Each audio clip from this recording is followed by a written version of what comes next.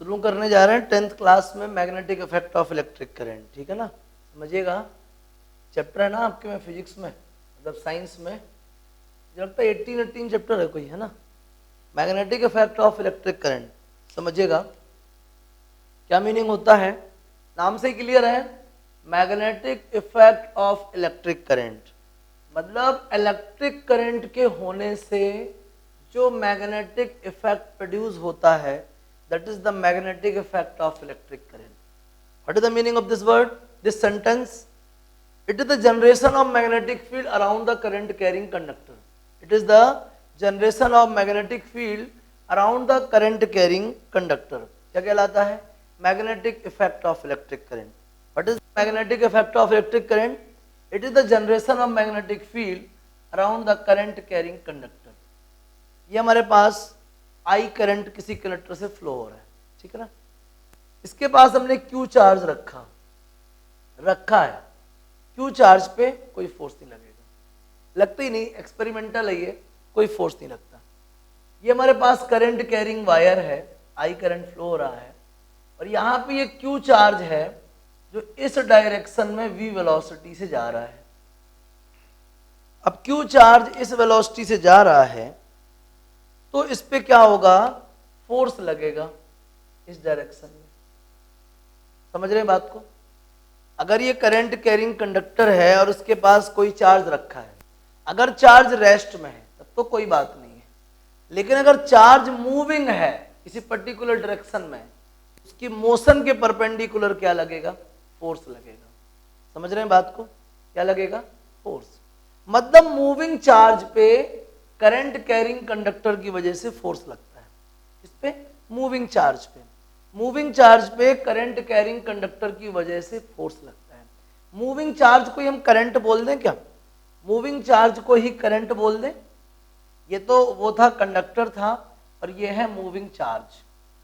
ये क्या है, मूविंग चार्ज, किसी कंडक्टर में मूविंग चार्ज, और मूविंग चार्ज को ही हम क्या बोल सकते हैं, करंट बोल सकते हैं। क्या बोल सकते हैं, करंट। दोनों के बीच में फोर्स लगता है। अगर सेम डायरेक्शन में है तो फोर्स ऑफ अट्रैक्शन लगता है, ये इस तरफ मूव करता है और ये इस तरफ मूव करता है, ठीक है ना। क्या लगता है, फोर्स ऑफ अट्रैक्शन लगता है। क्या लगता है, फोर्स ऑफ अट्रैक्शन। समझिएगा ध्यान से। होता क्या है, एक चीज तो क्लियर हो गई कि करंट कैरिंग कंडक्टर के पास अगर आप किसी चार्ज को लाते हैं, अगर चार्ज रेस्ट में है कोई फोर्स नहीं लगता, लेकिन अगर चार्ज मूविंग है, अगर चार्ज रेस्ट में है तो कोई फोर्स नहीं लगता, लेकिन अगर चार्ज मूविंग है, किसी पर्टिकुलर वेलोसिटी से मूव कर रहा है, तो डेफिनेटली उस पर फोर्स लगता है। किस डायरेक्शन में, परपेंडिकुलर टू द मोशन लगता है। कहाँ लगता है, परपेंडिकुलर टू द मोशन। ये सारे एक्सपेरिमेंटल रिजल्ट है, समझिएगा। इसका मतलब ये हुआ कि एक करंट कैरिंग कंडक्टर की वजह से मूविंग चार्ज पे फोर्स लगता है। मूविंग चार्ज मतलब मोशन ऑफ चार्ज, और मोशन ऑफ चार्ज मतलब करंट। मतलब दो करंट कैरिंग कंडक्टर को पास पास में रख दें तो डेफिनेटली उनके बीच में क्या लगेगा, फोर्स लगेगा। ये मेरी नॉलेज कहती है। अगर सेम डायरेक्शन में करंट है तो फोर्स ऑफ अट्रैक्शन लगेगा, अगर ऑपोजिट डायरेक्शन में करंट है तो फोर्स ऑफ रिपल्सन लगेगा। समझ रहे हैं बात को, क्या लगेगा, फोर्स ऑफ रिपल्सन। बात समझिएगा। इस सब के बाद एक्सपेरिमेंट तो है भाई, होते रहे। समझ में आई ये चीजें, नोट भी करते जाना, याद रहेंगी। इस सब के बाद हुआ क्या, ये जो करंट कैरिंग कंडक्टर के बीच में लगने वाला फोर्स था, अभी तक किसी ने इसको नाम नहीं दिया, ये कौन सा वाला फोर्स है। समझ रहे हैं ना, ये कौन सा वाला फोर्स है, अभी तक किसी ने नाम नहीं दिया। एक भाई साहब थे हैंस क्रिश्चियन ऑस्टेड। कौन थे, Hans Christian Oersted, HC Oersted, ठीक है ना। ऑस्टेड का क्या कहना था, ऑस्टेड ने क्या किया, एक करंट कैरिंग वायर लिया। क्या किया ऑस्टेड ने, एक करंट कैरिंग वायर लिया, ठीक है ना। वायर के ठीक नीचे उसके पैरेलल एक कंपास रख दिया। क्या रख दिया, कंपास। ये नॉर्थ है, ये साउथ है, और करंट की डायरेक्शन कहाँ है, साउथ टू नॉर्थ। अब समझिएगा, उन्होंने करंट कैरिंग वायर लिया और उसके नीचे एक निडल रखा, और निडल में क्या हुआ, डिफ्लेक्शन हुआ। क्या हुआ, डिफ्लेक्शन। जैसे ही उनने इस कंडक्टर का स्विच ऑन करा, कंडक्टर के थ्रू करंट का फ्लो स्टार्ट हुआ, और जैसे ही करंट का फ्लो स्टार्ट हुआ वैसे ही निडल में डिफ्लेक्शन हुआ। भाई ये कंपास है, कंपास क्या करता है? मैग्नेटिक फील्ड को डिटेक्ट करता है। क्या करता है भाई? ये मैग्नेटिक फील्ड को, एक्चुअल में ये डायरेक्शन बताता है, और डायरेक्शन किसके बेसिस से बताता है? मैग्नेटिक इफेक्ट के बेसिस से बताता है। ये ऐसा माना जाता है कि नॉर्थ साउथ डायरेक्शन में हैवी हैवी मैग्नेटिक पोल्स हैं, तो ये कहाँ अलाइन रहता है? मैग्नेटिक पोल्स पे अलाइन रहता है, ठीक है ना। तो इसका जो मूवमेंट है वो किस बात को शो करता है? प्रेजेंस ऑफ मैग्नेटिक फील्ड को शो करता है। या ऐसा समझें, अगर इस पे कोई डिफ्लेक्शन है मतलब ये किसी वजह से इन्फ्लुएंस्ड है, और अगर ये इन्फ्लुएंस्ड है तो ये सिर्फ और सिर्फ किससे इन्फ्लुएंस्ड होता है? मैग्नेटिक इफेक्ट से, मैग्नेटिक फील्ड से। इसका मतलब है इसके चारों तरफ क्या आ चुका है? मैग्नेटिक फील्ड आ चुका है। क्या आ चुका है? Magnetic field. नहीं समझ में आया? ऑस्टेड ने कंडक्टिंग वायर लिया, उसमें करंट का फ्लो स्टार्ट करा। जैसे ही उसने करंट का फ्लो स्टार्ट करा, यहां निडल में डिफ्लेक्शन देखने को मिला। मैंने बताया ना कि निडल में डिफ्लेक्शन कब होगा? जब यहां आसपास कोई मैग्नेटिक फील्ड होगा। भाई निडल किससे इन्फ्लुएंस्ड होती है? मैग्नेटिक फील्ड से। भाई डिफ्लेक्शन हो रहा है ना, मतलब इसकी निडल कहीं ना कहीं घूम रही है ना। वो क्यों घूमेगी? उसको जब अफेक्ट करेगा, और कंपास को कौन अफेक्ट कर सकता है? मैग्नेटिक फील्ड अफेक्ट कर सकता है। मतलब अगर इसमें डिफ्लेक्शन है तो क्यों होगा? Due to the presence of magnetic field. क्यों होगा? Due to the presence of magnetic field. मतलब आप क्या कहना चाहते हो? इस कंडक्टर के चारों तरफ मैग्नेटिक फील्ड है क्या? बोले हाँ, अभी देख के तो यही लगता है। चलो एक्सपेरिमेंट को आगे बढ़ाते हैं। ऑस्टेड ने स्विच ऑफ कर दिया। ऑस्टेड ने जिस समय स्विच ऑफ कर दिया, मतलब कि करंट फ्लो नहीं हो रहा है, उस समय निडल में कोई डिफ्लेक्शन नहीं है। थोड़ा थोड़ा शक हुआ कि वाकई में ये डिफ्लेक्शन करंट की वजह से था क्या? ठीक है, ऑस्टेड और ज्ञानी। ऑस्टेड ने क्या कर दिया? करंट की डायरेक्शन रिवर्स कर दी। करंट की डायरेक्शन जब रिवर्स कर दी तो अभी करंट जो साउथ टू नॉर्थ जा रहा था वो कहां जाने लगा? North to south. और जब उसने निडल देखा तो भाई इस बार भी डिफ्लेक्शन है, और इस बार अपोजिट डायरेक्शन में डिफ्लेक्शन है। कहां है डिफ्लेक्शन? अपोजिट डायरेक्शन में। मतलब कहने को कुछ नहीं बचा, सारी बातें साफ साफ हो गई कि आखिर ये जो डिफ्लेक्शन था it happened due to the flow of current. इसका सारा रीजन क्या है? Current through the conductor. मतलब क्या मतलब हुआ इसका? कि करंट कैरिंग कंडक्टर अपनी सराउंडिंग में मैग्नेटिक फील्ड प्रोड्यूस करता है। समझ आ गई बात? सोच सकते हो आप, अगर मैग्नेटिक फील्ड प्रोड्यूस नहीं करता तो निडल इन्फ्लुएंस्ड कैसे होती? निडल सिर्फ और सिर्फ किससे इन्फ्लुएंस हो सकती है? मैग्नेटिक फील्ड से, मैग्नेटिक इफेक्ट से। तो मैग्नेटिक फील्ड यहां दिख तो कहीं नहीं रहा, कोई सोर्स तो था नहीं, यहां पे सिर्फ एक करंट कैरिंग कंडक्टर था, और उसमें भी तब डिफ्लेक्शन शो करता है जब तक कंडक्टर में करंट फ्लो होता है। अगर कंडक्टर में करंट नहीं है मतलब निडल में डिफ्लेक्शन नहीं है। इसका मतलब सारा रीजन किसका है? करंट का। मतलब करंट कैरिंग कंडक्टर अपने सराउंडिंग में क्या करता है? मैग्नेटिक फील्ड प्रोड्यूस करता है। क्या करता है? मैग्नेटिक फील्ड प्रोड्यूस करता है। समझ में आ गया? तो क्या क्लियर हुआ आपको कि हैंस क्रिश्चियन ऑस्टेड के हिसाब से the current carrying conductor produce the magnetic field around it. तो what is the magnetic effect of electric current? It is the generation और production of magnetic field around the current carrying conductor. किसी conductor में current flow होने की वजह से उसके चारों तरफ जो मैग्नेटिक फील्ड प्रोड्यूस होता है, that is the magnetic effect of electric current. समझ में आ गया? इसको अपन ऐसे भी जान सकते हैं, snow whenever the current flowing through the wire south to north over the needle, whenever the current flowing through the wire south to north over the needle will deflect towards west, और needle इस तरफ चली जाती है। समझ रहे हैं बात को? क्या समझा आपने? क्या कहता है भाई, कैसे ऑस्टेड ने एक्सपेरिमेंट में क्या यूज किया? According to the Oersted experiment, whenever the current flowing through the wire south to north over the needle, whenever the current flowing through the wire south to north over the needle, then needle will deflect towards west. अगर अपन किसी भी conductor में south to north current move कराते हैं तो needle का deflection किस तरफ होता है? वेस्ट की तरफ होता है। किस तरफ होता है? वेस्ट की तरफ। समझ में आ गया? किस तरफ डिफ्लेक्ट होती है? वेस्ट की तरफ। हालांकि इसकी डायरेक्शन बताने के लिए एम्पियर ने भी मेहनत करी और क्या दिया? Ampere swimming rule. क्या दिया? Ampere swimming rule. और एम्पियर भी क्या कहते हैं कि अगर मैं निडल के ऊपर साउथ टू नॉर्थ स्विमिंग करूं, क्या बोलते हैं? अगर मैं निडल के ऊपर साउथ टू नॉर्थ स्विमिंग करूं तो जिस तरफ मेरा लेफ्ट हैंड होगा निडल भी उसी तरफ डिफ्लेक्ट होगी। जब करंट की डायरेक्शन चेंज कर दी तो डिफ्लेक्शन भी चेंज हो गया। मतलब प्रोड्यूस्ड मैग्नेटिक फील्ड डायरेक्शन पे डिपेंड करता है। मतलब प्रोड्यूस्ड मैग्नेटिक फील्ड क्या है? वेक्टर क्वांटिटी है। क्या है?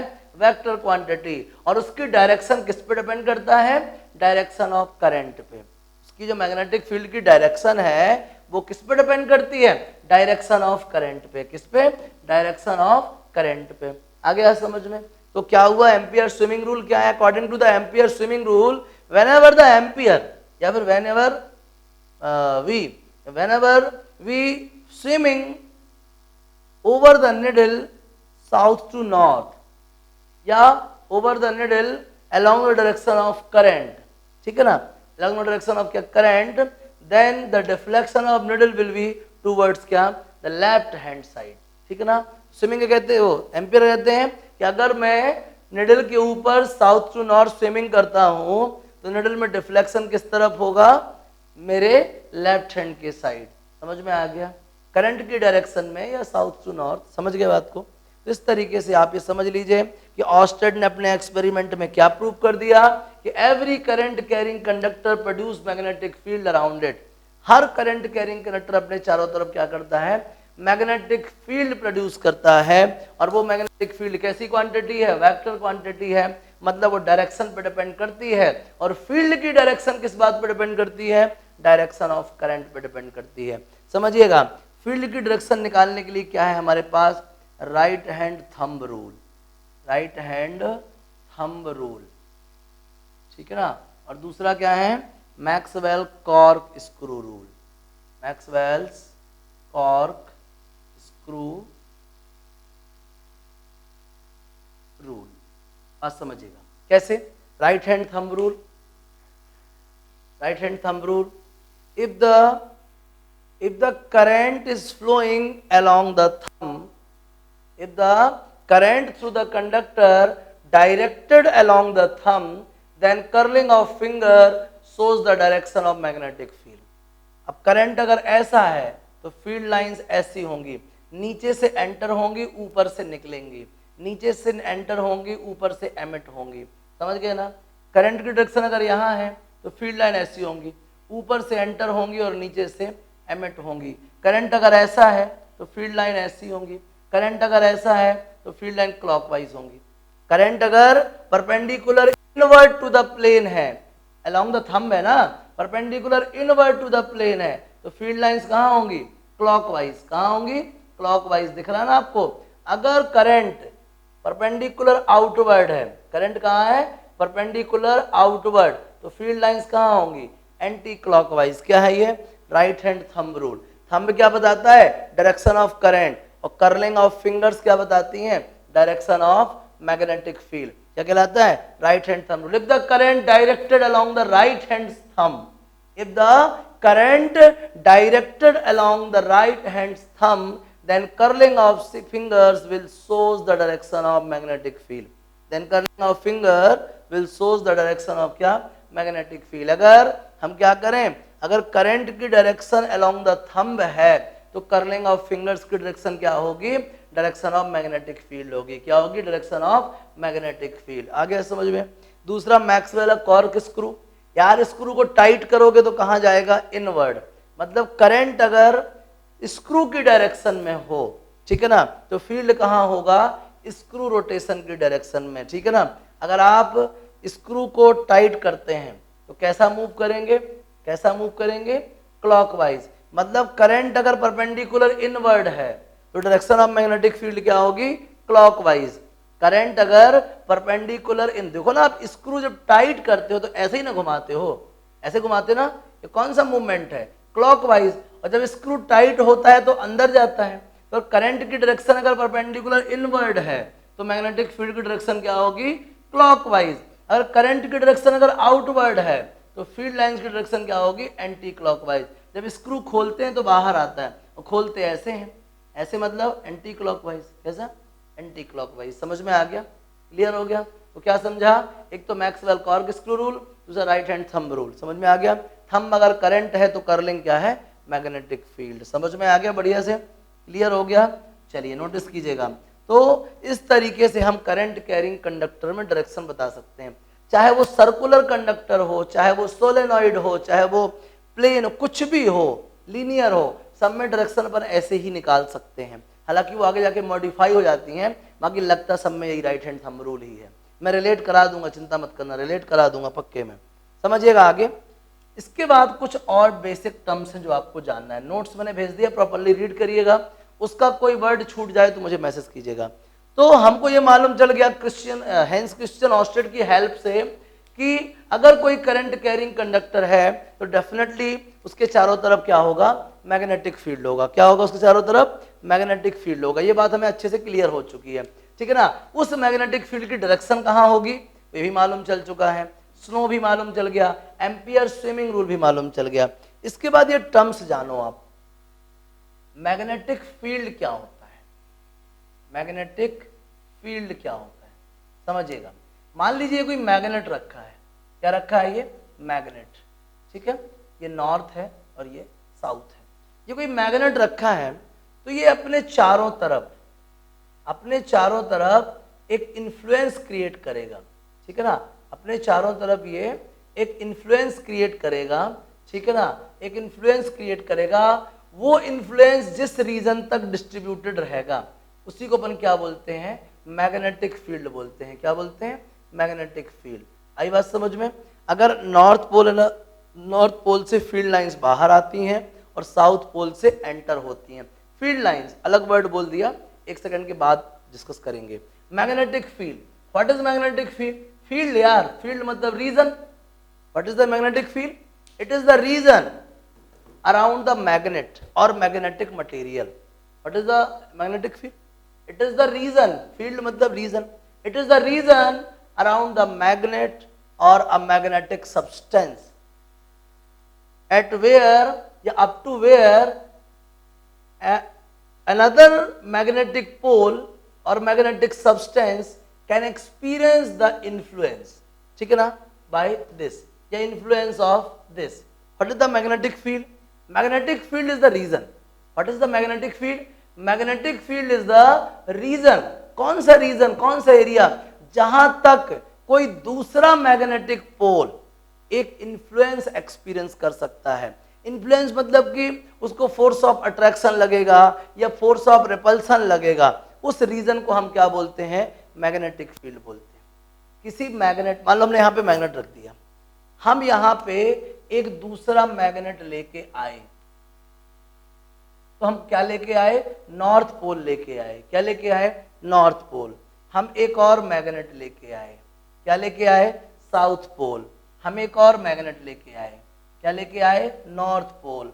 हम एक और मैग्नेट लेके आए, क्या लेके आए, साउथ पोल। कुछ भी ला सकते हैं, चारों के चारों नॉर्थ ला सकते थे आप, चारों के चारों साउथ, ये जैसे मैंने लाए वैसे ले आओ। ये मेरे पास एक मैग्नेट रखा था और मैं ये चार छोटे छोटे मैग्नेट लेके आया। जैसे ही मैं इसको लेके आया, इसने फटाक से इसको खींच लिया या खींचने की कोशिश कर रहा है, ठीक है। चलिए, मैं इसको लेके आया, ये इसको खींचने की कोशिश कर रहा है और ये इसको दूर करने की कोशिश कर रहा है। चाहे पास लाओ या दूर लाओ, दोनों कहलाते क्या है, इन्फ्लुएंस। अट्रैक्ट करो या रिपेल करो, दोनों है क्या, इन्फ्लुएंस। मैं इसको लेके आया, इसको भी लोगों ने खींचा, उतनी ताकत से नहीं खींचा, उतनी ताकत से नहीं खींचा।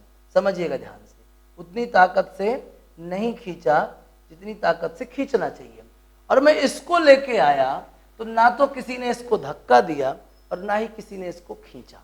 समझिएगा, ये कोई मैग्नेट था, इसको मैंने बोल दिया सोर्स मैग्नेट।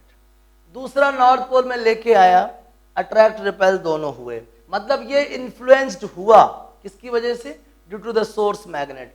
इसको भी लेके आए, ये भी इन्फ्लुएंस्ड हुआ, थोड़ा कम हुआ। इसको लेके आए, ये भी इन्फ्लुएंस्ड हुआ, काफी कम हुआ। और इसको लेके आए तो कोई असर नहीं पड़ा। इसका मतलब है मैग्नेटिक फील्ड कहां तक है, यहां तक है, इसके नीचे नहीं है, इसके बाहर नहीं है। What is the magnetic field? किसी भी मैग्नेट के चारों तरफ का वो रीजन जहां तक मैग्नेट किसी दूसरे मैग्नेटिक मटेरियल को अफेक्ट कर सकता है, that region is known as क्या, magnetic field. What is the magnetic field? Magnetic field is the region around the magnet. Magnetic field is the region around a magnet up to where another magnetic pole can experience the influence of magnet. इसने experience किया मतलब ये field में है, इसने experience किया मतलब ये भी फील्ड में है, इसने एक्सपीरियंस किया मतलब ये भी फील्ड में है, और इसने एक्सपीरियंस नहीं किया मतलब ये कहाँ है, आउट ऑफ फील्ड है। तो किसको बोलेंगे फील्ड? फील्ड किसी सोर्स के चारों तरफ का वो रीजन जहां तक वो सोर्स अपना प्रभाव डाल सकता है, that is the magnetic field. What is the magnetic field? It is the region around a magnet up to where another magnetic pole can experience the influence of the source magnet. समझ में आ गया? ये तो आप जन्मजात जानते हो कि नॉर्थ नॉर्थ एक दूसरे को रिपेल करते हैं, ठीक है, साउथ साउथ एक दूसरे को रिपेल करते हैं, मालूम होगा आपको, नॉर्थ साउथ एक दूसरे को अट्रैक्ट करते हैं, ठीक है, साउथ नॉर्थ एक दूसरे को अट्रैक्ट करते हैं। समझ रहे हैं बात को? Like poles repel each other, unlike poles attract each other. Like poles repel each other and unlike poles attract each other. इसका सीधा मतलब है अगर आप दो पोल्स को रखेंगे पास पास में, डेफिनेटली उनके बीच में अट्रैक्शन या रिपल्सन लगेगा, और वहां तक जहां तक वो एक दूसरे को अट्रैक्ट और रिपेल कर सकते हैं, उस रीजन को हम क्या बोलते हैं, मैग्नेटिक फील्ड। क्या बोलते हैं? Magnetic field. ये कहला गया मैग्नेटिक फील्ड। मैंने एक वर्ड बोल दिया था मैग्नेटिक फील्ड लाइंस। ये जो लाइंस निकल रही है ना, ये मैग्नेटिक फील्ड लाइंस। बोला अरे यार सर आप हमको कैसा बताते हो, हम तो बचपन से मैग्नेट देख रहे हैं, हमें तो कोई लाइन नहीं दिखी। समझना, आपको लाइन नहीं दिखती, होता क्या है, ये चीज क्लियर हो गई ना, मिटा दें। समझिए वो लाइन है क्या, मैग्नेटिक फील्ड लाइंस आखिरी है क्या, समझिएगा, वो इमेजिनरी कर्व्स हैं। अरे तो सर आपको ऐसी इमेज कहां से आ गई? ये था भाई मैग्नेट, समझना, ये नॉर्थ पोल था और ये साउथ पोल था। मैंने टेस्ट करने के लिए एक नॉर्थ पोल लिया और नॉर्थ पोल को लाके मैंने इधर पे रख दिया। इसने फटाक से नॉर्थ पोल को ऐसे धक्का मारा। जैसे ही मैं नॉर्थ पोल को हाथ में लेके यहां पे आया ही था कि मुझे फटाक से झटका लगा और मैंने हाथ पीछे कर लिया। मैं एक दूसरे नॉर्थ पोल को इधर लेके आया, मैं लाया ही था कि मुझे क्या लगा, झटका लगा, मतलब किसी ने यहां झटका लगाया होगा। मैं एक और नॉर्थ पोल को लेके इधर आया और मैं जैसे ही लेके आया मुझे फिर झटका लगा, फिर किसी ने झटका लगाया होगा। मैं एक नॉर्थ पोल को लेके इधर आया और देखा मुझे फिर झटका लगा। अरे यार ये क्या हो रहा है, कोई है जो नॉर्थ को झटका मार रहा है बाहर की तरफ। अरे ये तो नॉर्थ पोल है, मतलब नॉर्थ पोल मार रहा है क्या? हाँ, like charges repel each other, तो नॉर्थ पोल बाहर की तरफ झटका मार रहा है। उसी झटके को मैंने लाइन में कन्वर्ट कर दिया, उसी फोर्स को मैंने लाइन में कन्वर्ट कर दिया। मैं उस नॉर्थ पोल को लेके इधर पे आया, इसने बड़ा प्यार से खींचा। मैंने कहा यार ये खींच रहा है, मुझे इधर नहीं जाना, परेशान ना करे, मारे डांटे ना। मैं इधर लेके आया, इसने भी खींचने की कोशिश करी, मैंने पूरा बचाव किया, खींचने नहीं दिया। इधर लेके आया, इसने भी खींचा, इधर लेके आया। तो वो जो खींचता था, वो जो खिंचाव था, मैंने उसी खिंचाव में एक कर्व ड्रॉ कर दिया और इसी कर्व को हम क्या बोलते हैं, मैग्नेटिक फील्ड लाइंस। अब ये मैग्नेट है तो मैग्नेटिक फील्ड लाइंस कहलाएंगे या मैग्नेटिक लाइंस ऑफ फोर्स। क्या? Magnetic lines of force. समझिएगा ध्यान से, मैग्नेटिक फील्ड लाइन या फिर क्या, मैग्नेटिक लाइंस ऑफ फोर्स। क्योंकि मैंने क्या है, ये मैग्नेट जो फोर्स लगा रहा था उसी मैंने इमेजिनरी कर्व्स ड्रॉ कर दिए, उन्हीं इमेजिनरी कर्व्स को हम क्या बोलते हैं, मैग्नेटिक फील्ड लाइंस बोलते हैं। क्या बोलते हैं, मैग्नेटिक फील्ड लाइंस। हालांकि आपके सिलेबस इतना भी है, लेकिन मैं आपको बता दो, जानकारी रहना अच्छी चीज है, ज्ञान कभी खराब नहीं जाता, व्यर्थ नहीं जाता, है ना। तो आपको एम्पियर स्विमिंग रूल भी मालूम चल गया, ऑस्टेड एक्सपेरिमेंट भी मालूम चल गया, डायरेक्शन भी क्लियर हो गई, मैग्नेटिक फील्ड भी मालूम चल गया, और साथ ही साथ मैग्नेटिक फील्ड की लाइंस भी मालूम चल गई। ठीक है ना, समझ में आ गया। तो मैग्नेटिक फील्ड क्या है मालूम चल गया, region around the magnet up to where the magnetic another magnetic pole can experience the influence of source. Magnetic field lines ही मालूम चल गई। क्या है magnetic field lines, it is the imaginary smooth curve, it is the imaginary smooth curves drawn along the direction of the force, drawn along the क्या direction of force, direction of क्या field। समझ में आ गया, ये imaginary smooth curves हो गए, ये field lines हो गई। आपके शायद नोट्स में properties of field lines he mention करा है मैंने, properties of field lines read कर लीजिएगा, आगे समझिएगा।